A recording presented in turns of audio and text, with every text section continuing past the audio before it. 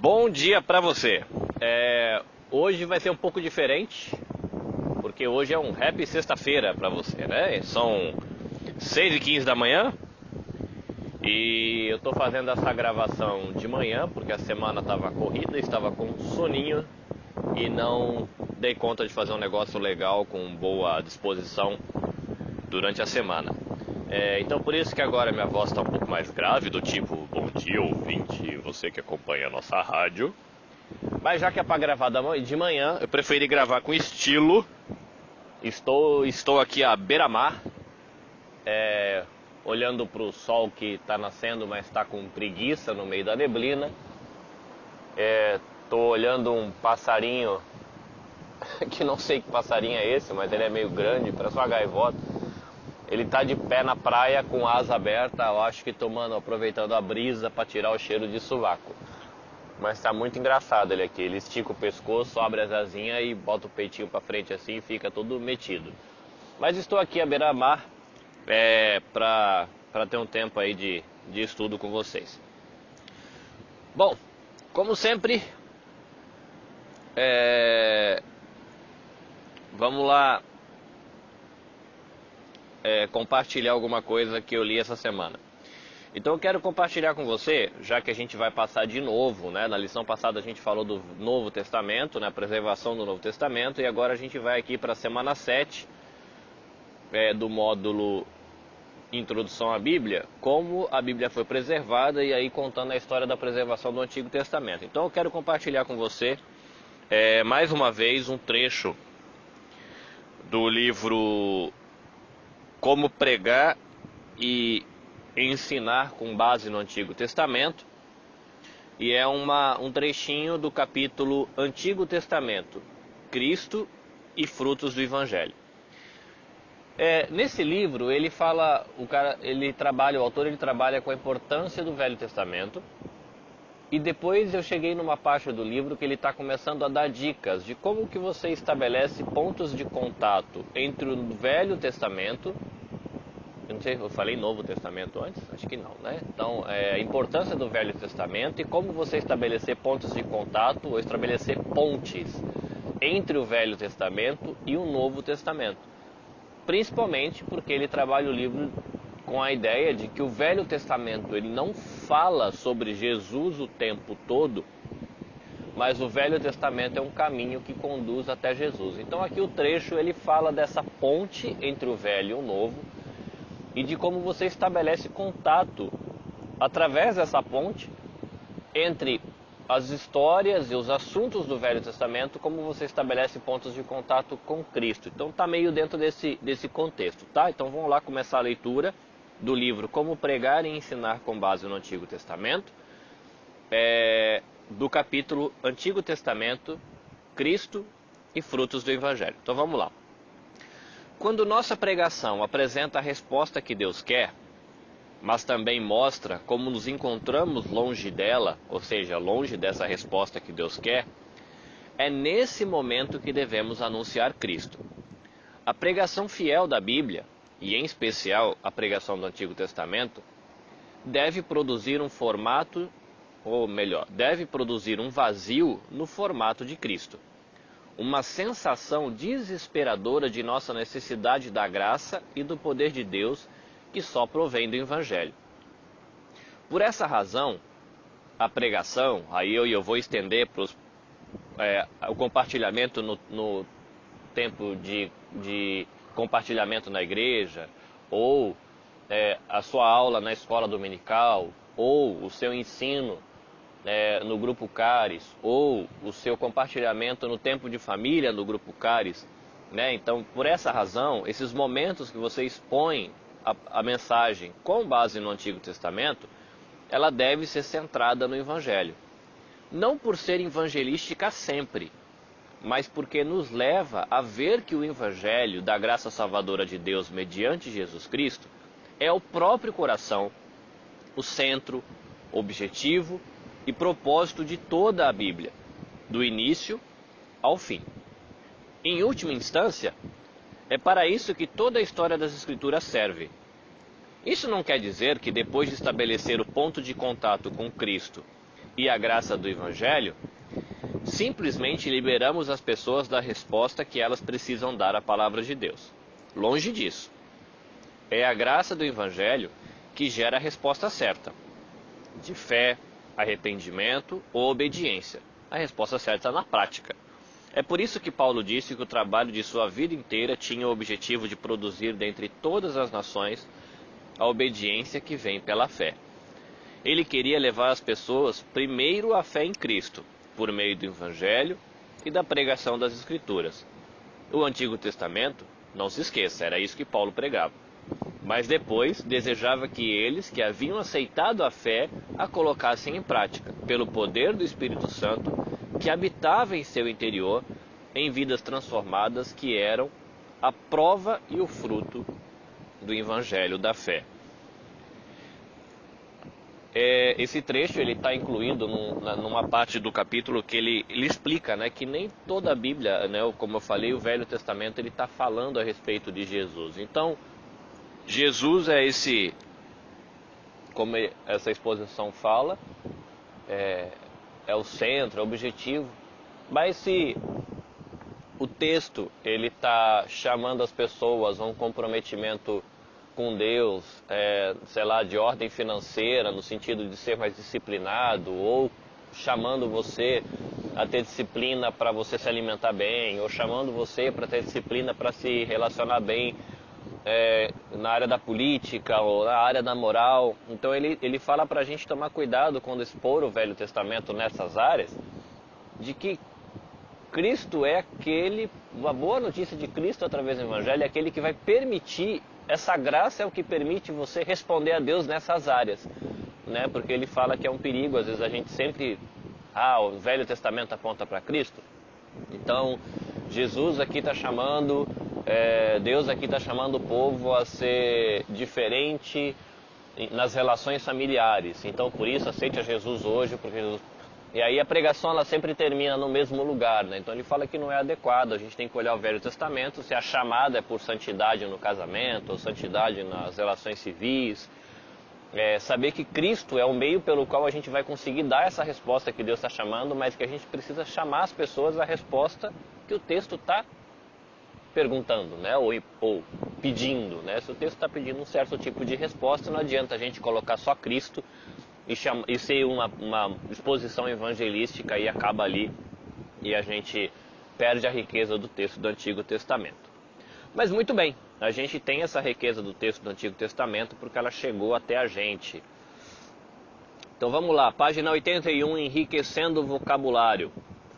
Acredito que você vai rever algumas palavras, então como as palavras vão se repetindo, vai ficar mais fácil você lembrar delas. Então temos aí manuscritos do Mar Morto, evidências bíblicas externas, evidências bíblicas internas, passagens paralelas, comparação textual, transmissão e vulgata. Tá? Então eu vou tentar aqui de cabeça só fazer tipo uma lembrança do que é essas coisas. Então lá, manuscritos do Mar Morto.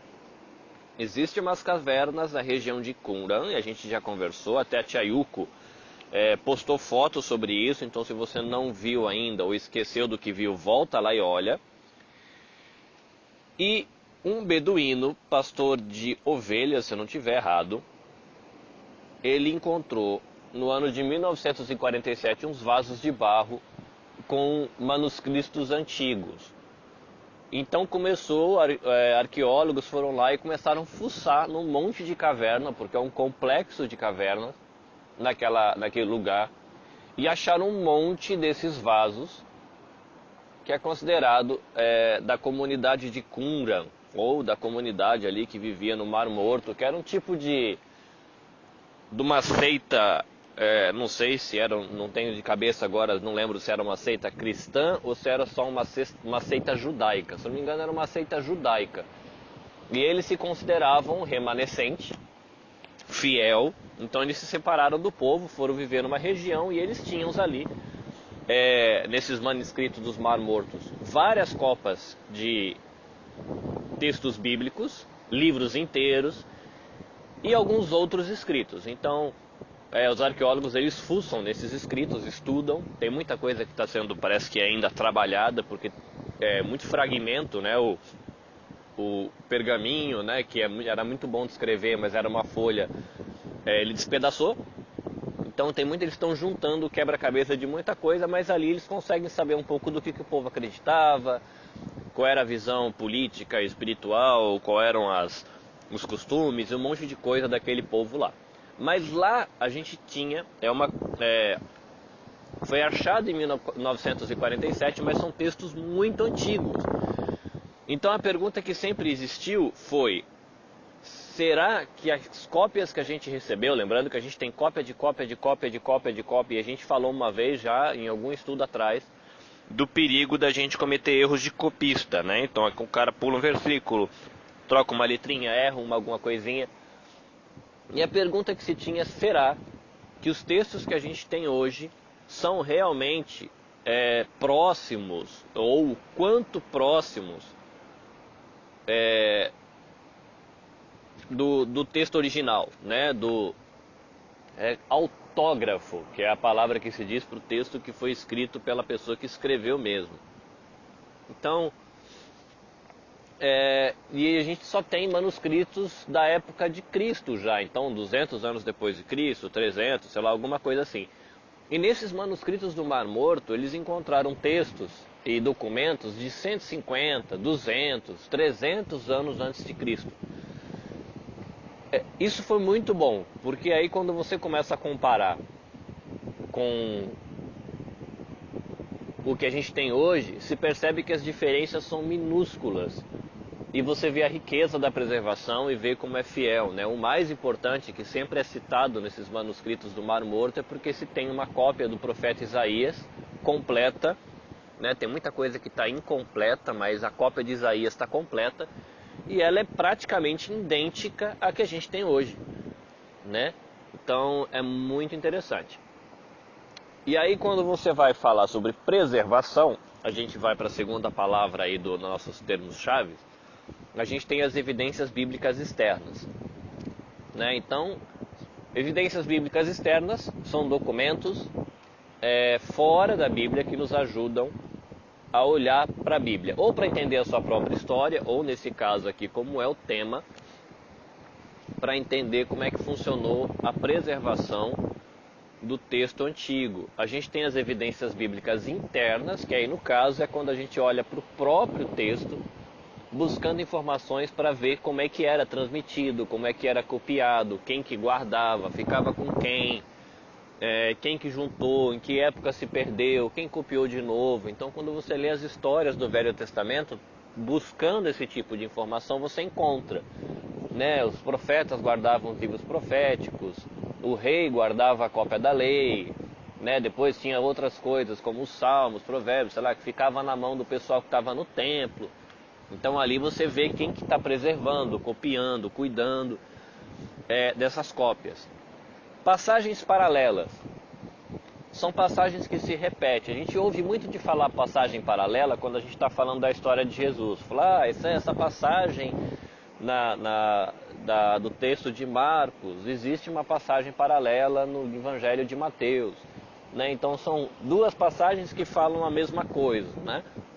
Então tem nos evangelhos, às vezes, a narrativa paralela, mas que não é o texto idêntico, mas existem passagens que são textos idênticos, isso no Novo Testamento. E no Velho Testamento também acontece, e ele vai citar isso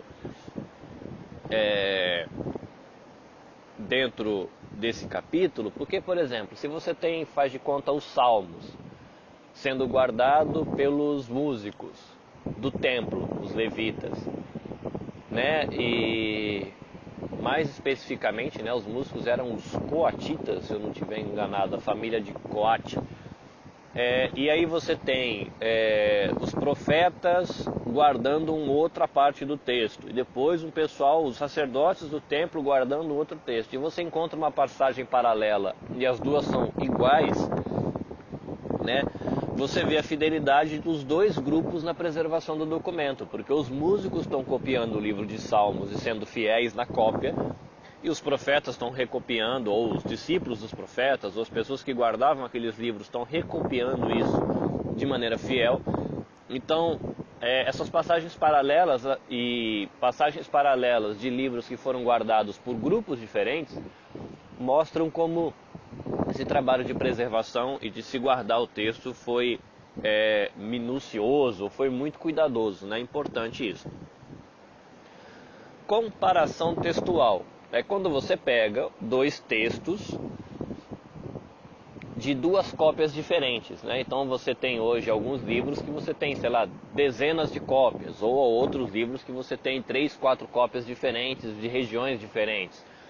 Você pode ter uma cópia em grego, uma cópia em hebraico, ou às vezes você tem duas cópias em hebraico, mas uma é da região norte, outra é da região sul, e você quer fazer uma tradução da Bíblia, então você vai ter que sentar, pegar essas cópias, e aí pegas essas cópias, você vai sentar e fazer uma comparação dos textos, utilizando aquilo que é chamado de crítica textual, que é uma ciência, para tentar ver onde estão as corrupções. Falou, olha, a gente percebeu aqui, comparando 10 manuscritos, que 2 manuscritos omitem um versículo e 8 manuscritos têm esse versículo. Então eles percebem que ali pela crítica textual, que aqueles 2 manuscritos que não têm um versículo, um pedaço do versículo, foi o copista que errou, e o próximo copista que copiou esse errado, copiou faltando aquele versículo. Ainda que o próximo tenha sido muito fiel,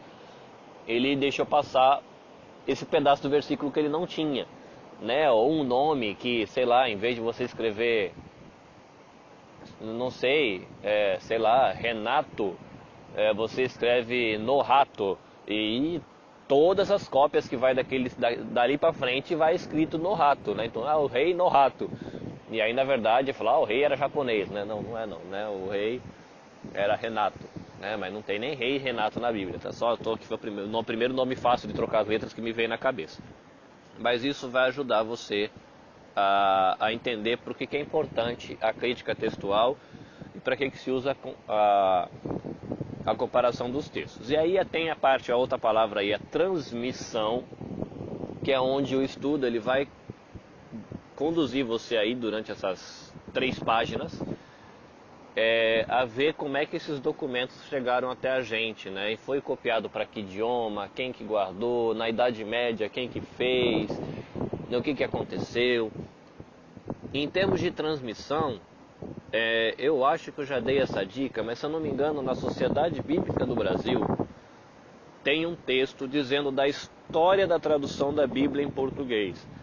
Então, a transmissão que ele está dizendo aqui, o estudo ele vai até o hebraico, o grego e o latim, tá? Ele não vai passar daí. Então, o latim está 2000 anos atrás.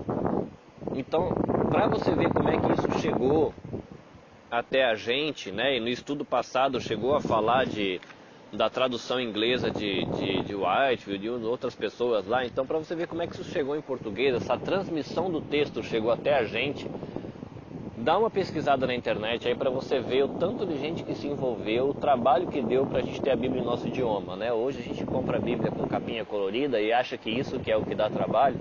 Então, dedica aí uma hora, meia hora no final de semana e tenta procurar. É muito legal a história, tá? E a gente tem aqui a última palavra do Enriquecendo o Vocabulário, que é a Vulgata, né? Que é a tradução feita em latim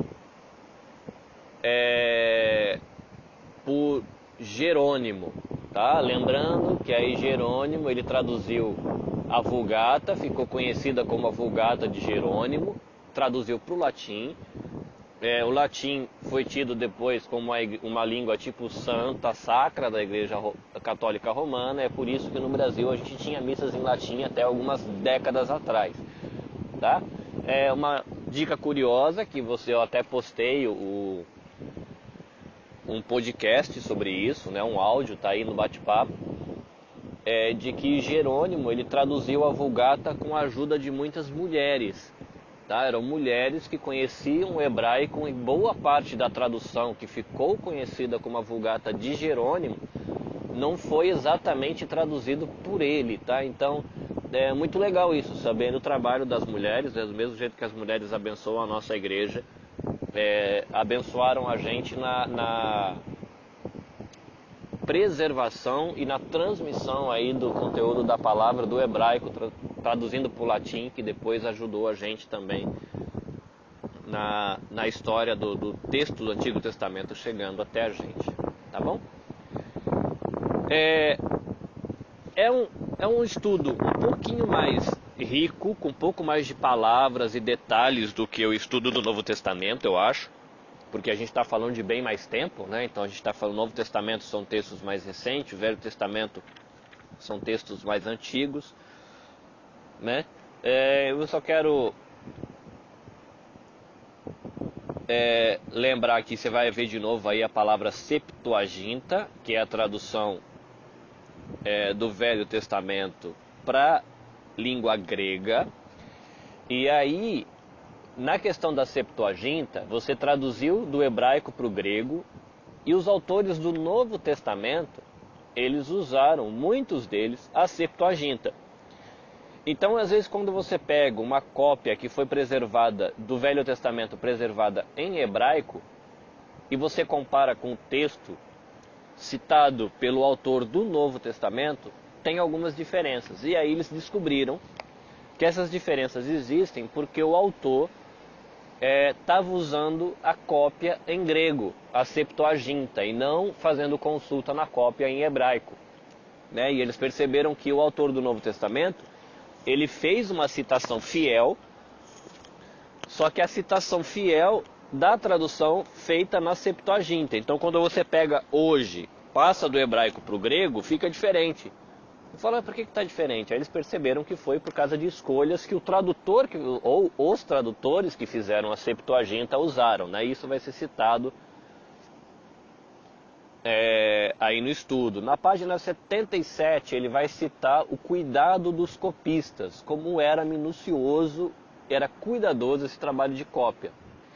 Um detalhe que eu lembro de ter visto na aula sobre isso, que eles levava tão a sério esse negócio de cópia das escrituras, da palavra de Deus, que parece que toda vez que aparecia o nome de Deus, eu não sei se todos ou se só Yahvé, o nome sagrado de Deus que foi dito para Moisés na sarça, eles paravam, pegavam uma pena de ouro, que né, eles escreviam com aquela pena, né, com aquela caneta, que não era bem uma caneta, né, que você tinha que molhar dentro da tinta e depois escrevendo. Escreviam o nome de Deus uma vez, assim que eles escreviam, eles derretiam a caneta, e toda vez que aparecia o nome Yahvé ou Jeová, de novo, era uma nova caneta para ser escrito o nome uma vez. Isso demonstra a seriedade que eles faziam isso. E se eu não tiver errado, se eles errassem, eles estão escrevendo, e se eles errassem, eles não corrigiam. Eles jogavam o manuscrito que eles estavam copiando fora, eles enterravam, se eu não me engano, ou queimavam, eu não lembro qual que era o destino que eles davam, tinha uma questão de respeito pelas escrituras também, eu não lembro se era queimado ou enterrado. Acho que queimado não era, porque tinha sinal de juízo, se não me engano era enterrado. E eles começavam do zero de novo. Então os sacerdotes, aquele pessoal que copiava, levava muito a sério. Tá? E na Idade Média, aí, novamente ressaltando, os monges, né, prestaram um trabalho maravilhoso para a igreja, apesar de todas as críticas que a gente pode fazer para eles sobre um monte de coisa que eles fizeram. Nessa questão, os mosteiros foram uma bênção na vida da igreja, porque eles preservaram as escrituras, tá? Aí ele vai citar ainda na página 77, aquilo que eu já falei, né, os manuscritos dos Mar Morto, ou os manuscritos do Mar Morto, os manuscritos não bíblicos e os manuscritos bíblicos. E a gente já chegou a falar, quando a gente estava falando da preservação do Novo Testamento, das famílias de textos, né? Ele vai citar esse tema das famílias de textos no capítulo, na página 79, onde ele também vai falar novamente aí da comparação textual e da concordância nas passagens paralelas. Então eu vou concluir justamente com o parágrafo que conclui aqui o nosso texto, e diz assim, falando da precisão, da qualidade da preservação do texto. Tal precisão, nas cópias, prova que o Antigo Testamento nos foi transmitido com incrível fidelidade. Para todos os fins, o estudante da Bíblia pode afirmar que os escritos proféticos foram preservados sem nenhum erro que possa afetar a mensagem da palavra de Deus. O texto é confiável e podemos usá-lo com a mesma convicção demonstrada por Cristo e os apóstolos. Então, Cristo e os apóstolos, eles falavam com muita firmeza daquilo que era a palavra de Deus nos textos, mas muita gente questionou se o texto que a gente tem hoje era igual ao que eles liam ou se já estava todo corrompido. Então, esse estudo vai ajudar você a estar seguro do que o texto que você tem uma qualidade muito boa, e se não é 100% idêntico ao que Jesus leu, que os apóstolos leram, é pouca coisa diferente e com mudanças em nomes, pequenos textos que não afetam o conteúdo da mensagem profética. Então você pode estar muito seguro que do mesmo jeito que Deus falou com o povo no passado, falou através de Cristo, falou através dos apóstolos, Ele pode falar com você através da Bíblia, porque a gente tem cópias muito boas. Então, nessa linda sexta-feira aqui, ao som dos mar, eu não posso filmar porque não vai adiantar nada, e com um solzinho que está começando a criar coragem, boa sexta-feira para você, espero que você consiga ouvir isso no final de semana e seja abençoador para você. Amo vocês, Deus abençoe e até semana que vem. Tchau!